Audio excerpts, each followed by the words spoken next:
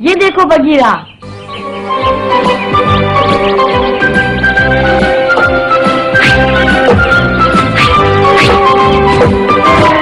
नारियल को लगा। हाँ, लेकिन तुमने उसके लिए 4 बार निशाना लगाया मोगली। हाँ, लेकिन ये तो शुरुआत है। तुम्हारे सब निशाने ठीक लगने चाहिए मोगली। फिर से कोशिश करो। ठीक है।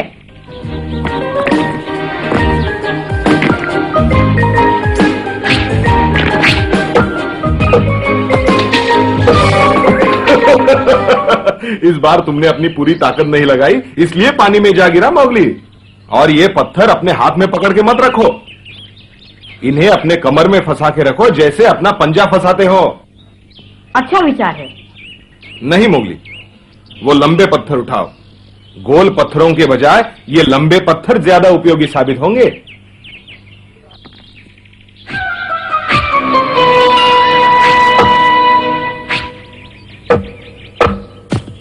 ये निशाना पहले वाले से ज्यादा अच्छा था बगीरा। नहीं नहीं नहीं, कुछ खास अच्छा नहीं था मोगली। इतनी देर से तुम एक नारियल नहीं तोड़ पाए, शिकार क्या करोगे तुम? फिर कोशिश करता हूँ। अब ये देखो। कैसा रहा? कुछ मजा नहीं आया मोगली। हाँ? मैं जिस मनुष्य के पास रहता था उसे मैंने पत्थर फेंकते हुए देखा था। वो कुछ इस तरह से पत्थर फेंकता था, देखो। लेकिन बगीरा, तुम तो मुझे सुबह से सिखा रहे हो, ऐसे फेंको ऐसे फेंको। हाँ, अब उसे भूल जाओ। ऐसे फेंको। हाँ? देखा तुमने? सबसे पहले अपने हाथ को पूरी तरह घुमाओ और फिर आगे बढ़ो। समझ रहे हो ना मोगली? दाएं हाथ में पत्थर पकड़कर उसके वजन का अनुमान लगाओ और फिर सारा जोर अपने कंधे पर डालो और पूरी ताकत लगाकर पत्थर फेंको। समझे? एक बात हमेशा याद रखना मोगली, शक्ति के साथ साथ युक्ति का होना बहुत जरूरी है। कुछ मनुष्य आसमान में उड़ते पंछी को पत्थर मारकर गिरा देते हैं मोगली। लेकिन तुम कैसे जानते हो? मैं भी उड़ते हुए पंछी को मारना सीखूंगा, तभी मैं मोती का असली बेटा कहलाऊंगा बगीरा। मैं अच्छा शिकारी बनूंगा बगीरा, खूब शिकार पकड़ूंगा और जो लाचार भेड़िए हैं उनकी सहायता करूंगा।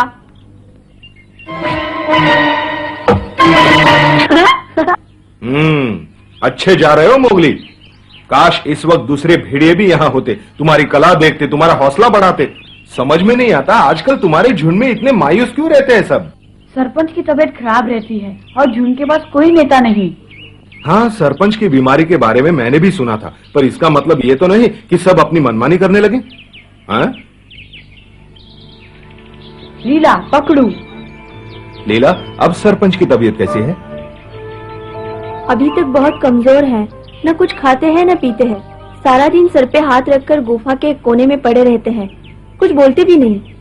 यूं हाथ पर हाथ धरे बैठा रहेगा तो ठीक कैसे होगा? बगीरा, मेरा मतलब है थोड़ा चले फिरेगा तो जल्दी ठीक हो जाएगा। उन्हें अभी ठीक होने में बहुत समय लगेगा।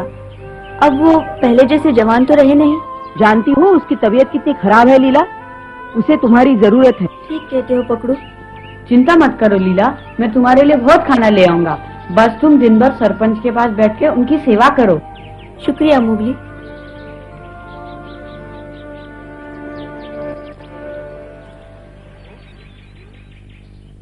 लीला आजकल चुप चुप सी रहने लगी है। लगता है उसे सरपंच की बीमारी की चिंता खाए जा रही है। तुम क्या देख रहे हो? जाओ लीला के लिए खाने का बंदोबस्त करो, वादा किया है तुमने उसे।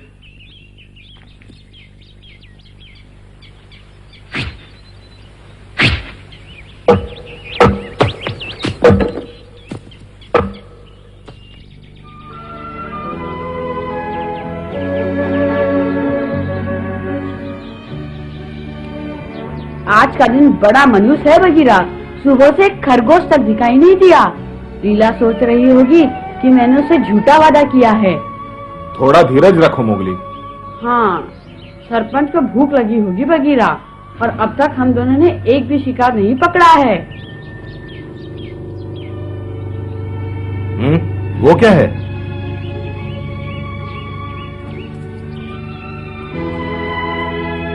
हिरन लगते हैं। वो तो ऐसे भाग रहे हैं जैसे कोई उनका पीछा कर रहा है।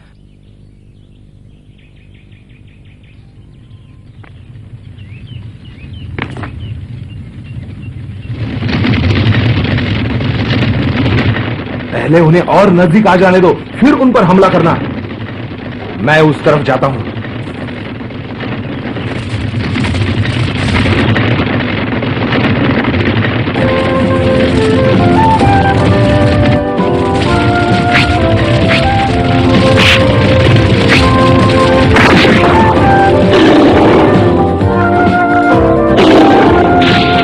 बहुत अच्छे बगीरा, तुमने 3 हिरण पकड़े हैं। नहीं, हम दोनों ने पकड़े हैं। कोई है। ये तो शेर खान है।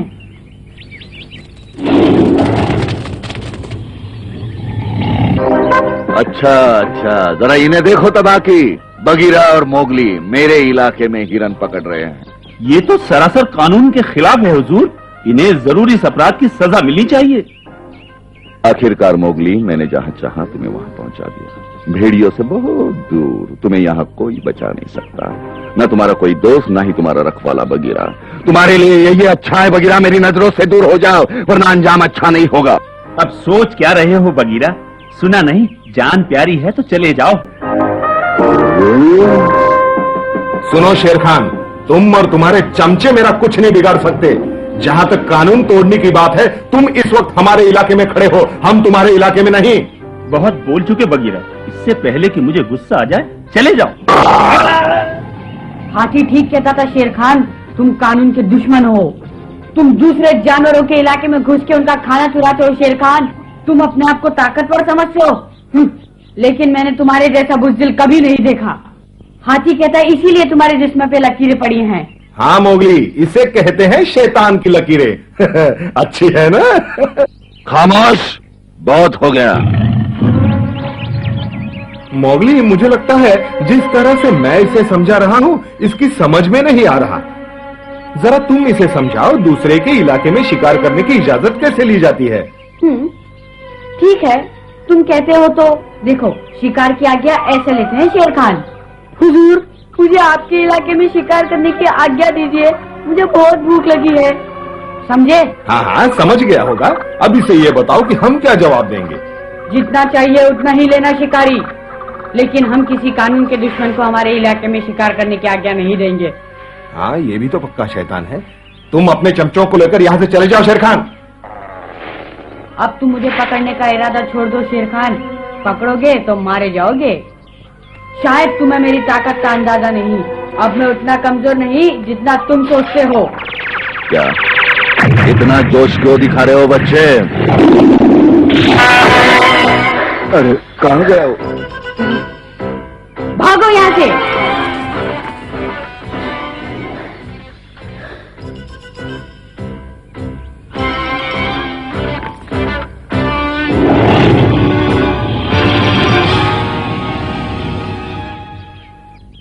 तबाकी, इधर आओ।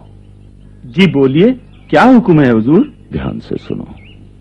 तुम अपने साथियों को लेकर उन हिरणों के पास जाओ। जब बगीरा तुम्हें देखेगा तो जाहिर है कि वो तुम्हें रोकने के लिए तुम्हारी तरफ दौड़ेगा। उसी वक्त मैं उस खमंडी बच्चे का काम तमाम कर दूंगा। ठीक है हुजूर, समझो काम हो गया। दोस्तों, मेरे पीछे आओ।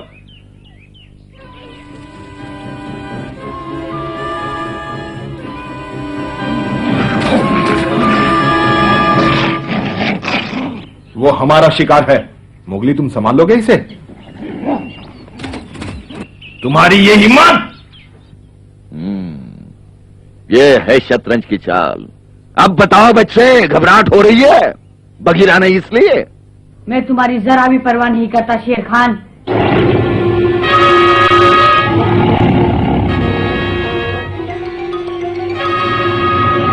चोर, बदमाश!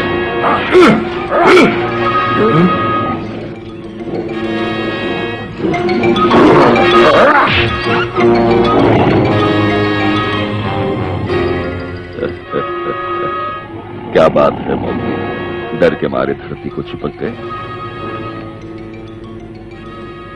या घुटनों के बल पड़े जिंदगी की भीख मांग रहे हो हमसे?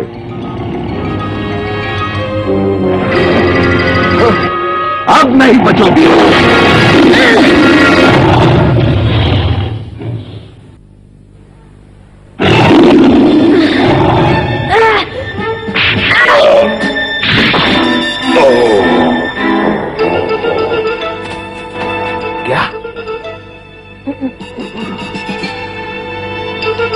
अब मैं बर्दाश्त नहीं कर सकता बच्चे।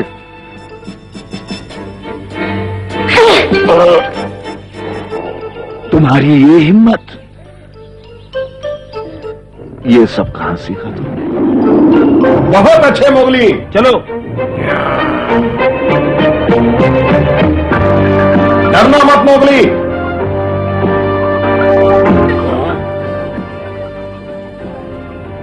सब भाग गए।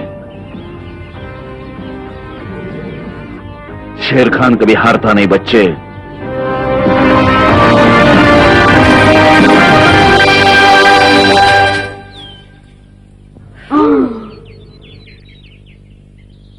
मजा आ गया मोगली।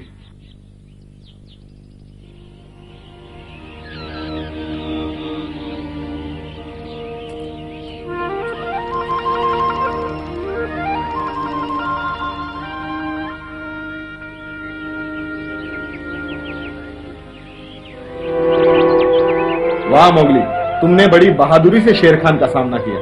ये अच्छा था कि वो हमारे इलाके में था, लेकिन एक बात मेरी समझ में नहीं आई कि बाकी भेड़िए क्या कर रहे थे। शेर खान हमारे इलाके में घुस आया और किसी को पता तक नहीं चला। क्या सभी भेड़िए सरपंच की बीमारी को लेकर इतने दुखी हैं? क्या वो अपने इलाके की निगरानी तक नहीं कर सकते? नहीं, ऐसी कोई बात नहीं है बगीरा। भेड़ियों का दिल बहुत बड़ा है। वो सिर्फ इसलिए दुखी है क्योंकि उनका झुंड टुकड़े टुकड़े हो रहा है। कुछ दिन पहले की बात है, तुम यहाँ नहीं थे।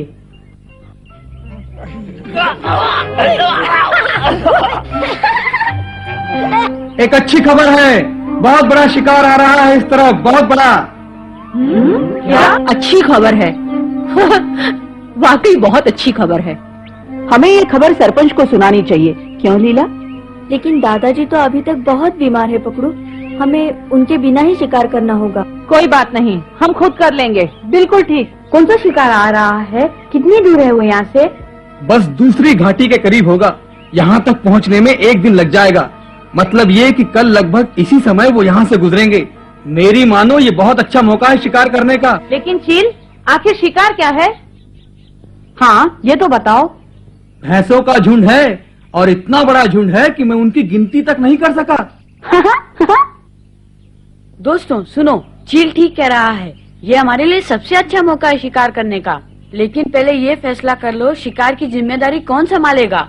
हाँ हाँ, मुगली बिल्कुल ठीक कहता है। लेकिन झुंड को संभालेगा कौन? वही जो सबसे ताकतवर होगा। लेकिन ऐसा है कौन? मेरी मानो तो मोगली को चुन लो। पेटू को चुन लेते हैं। नहीं, पेटू नहीं, वो तो बहुत ही सुस्त और आलसी है। इतने बड़े शिकार की जिम्मेदारी उसे नहीं दे सकते। मेरे पिताजी को चुन लो। पागल मत बनो, वो तो सबसे बुज़दिल है। तुम्हारी ये मजाल, मेरे पिताजी को बुज़दिल कहा? मैं तुम्हें नहीं छोड़ूंगा।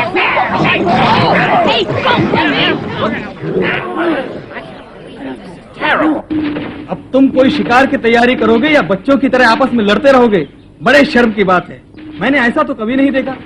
इस तरह बात काफी बिगड़ गई। सब एक दूसरे से बहस करने लगे और कोई किसी की बात सुनने को तैयार ही नहीं था। कोई फैसला नहीं हुआ।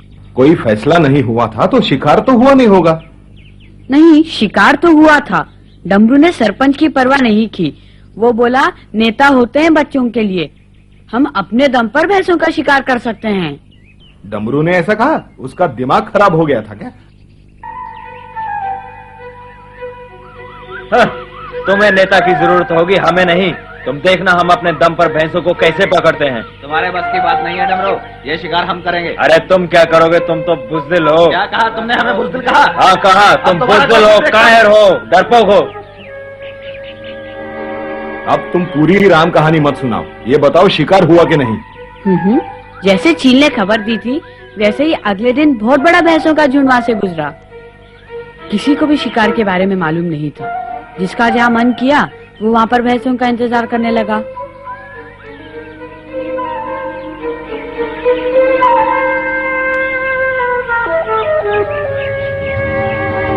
वो आ गए।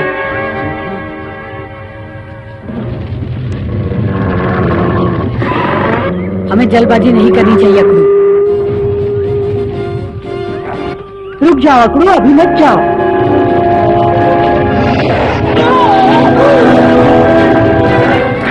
अकड़ू नहीं।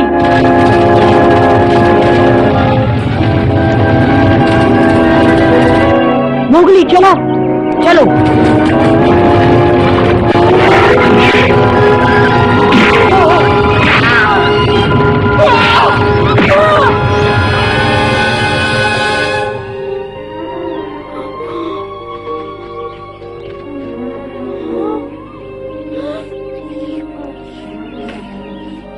पकड़ू, क्या हुआ? पकड़ू, तुम ठीक तो हो ना? हाँ मैं ठीक हूँ।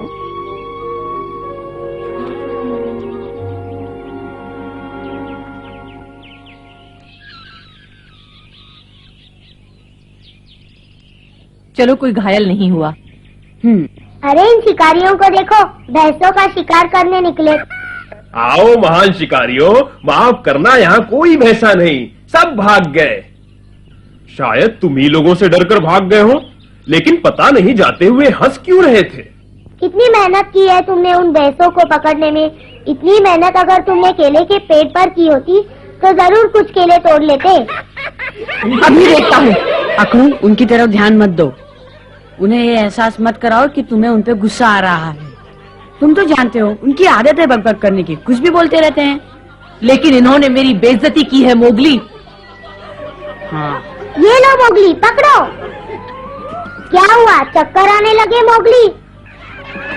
बस बहुत हो चुका। अरे देखो, शिकारी को गुस्सा आ गया। अब तुम नहीं बचोगे बंदरों। अच्छा, तो उन भैंसों की तरह हमें भी डरा रहे हो? चुप रहो।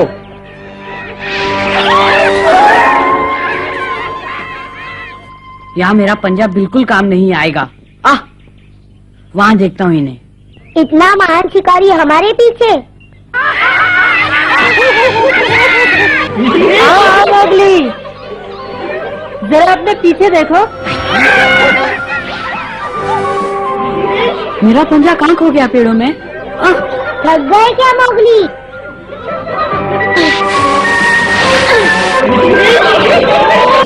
यहाँ कोई भैंसा नहीं है प्यारे।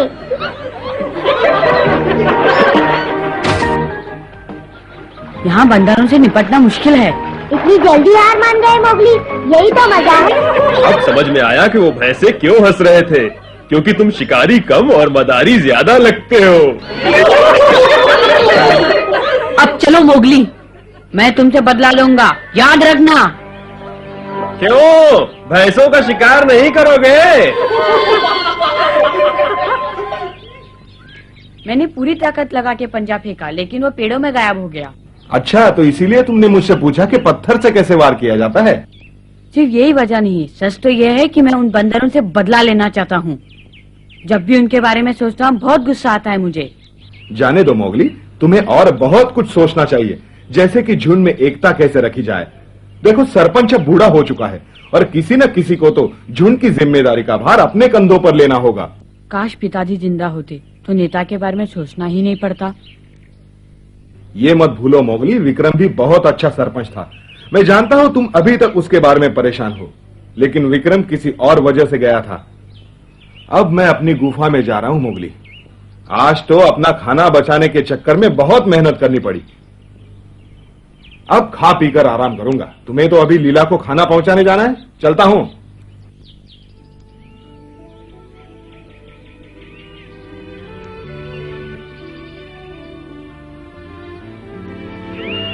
लीला, गुफा में ही हो? हाँ मोगली, अंदर आ जाओ। कहो सरपंच, अब तुम्हारी तबीयत कैसी है? बिल्कुल ठीक तो नहीं, पर पहले से बेहतर है। बेचारी लीला ने मेरी दिन रात सेवा की है। अच्छा तुम बताओ, सारे बच्चे शिकार का अभ्यास कर रहे हैं या नहीं? हाँ, सब कर रहे हैं। जानते हो, बगीरा और मैंने तुम्हारे लिए हिरण पकड़ा है, बिल्कुल ताजा है। तुम खाओगे तो जल्दी ठीक हो जाओगे। शुक्रिया मोगली, तुम वाकई बहुत अच्छे शिकारी हो। लीला, जरा मेरे साथ बाहर चलोगी? हिरण को उठा के अंदर लाना है। ये देखो लीला। ओह, कितना अच्छा है। आगे मोगली। अकड़ू, पकड़ू। किसने पकड़ा ये? मैंने और बगीरा ने मिलकर पकड़ा है। हम दोनों ने शेर खान का मुकाबला भी किया। तुम्हें मालूम है शेर खान, तबाकिया और उसके दूसरे चमचे हमारे इलाके में घूम रहे थे। पता नहीं अचानक झुंड पर इतनी मुसीबतें क्यों टूट पड़ी। पहले बंदर, फिर भैंसे और अब शेर खान। ना जाने क्या होगा। हाँ, मेरी भी बंदरों से नोकझोंक हो गई थी। एक बंदर ने तो मेरे सिर पर आम मारा और मेरा मजाक उड़ाया। देखो आगे क्या क्या होता है। खैर सरपंच की तबीयत अब ठीक है। वो तो बस ऐसे ही कहते हैं, अभी बहुत कमजोर है। मुझे तो दिन रात उन्हीं की चिंता लगी रहती है। मुझे लगता है हमारी किस्मत ही खराब है। शेर खान भी हमारे इलाके में घुसने लगा है। अब हमें नेता की बहुत जरूरत है। हाँ, और मैं जानता हूँ हमारा अगला नेता कौन होगा, विक्रम। ये क्या कह रहे हो? लेकिन मोगली, पिताजी मुझे दोबारा छोड़कर मत जाओ। मोगली, तुम दोषी हो, सारा दोष तुम्हारा है।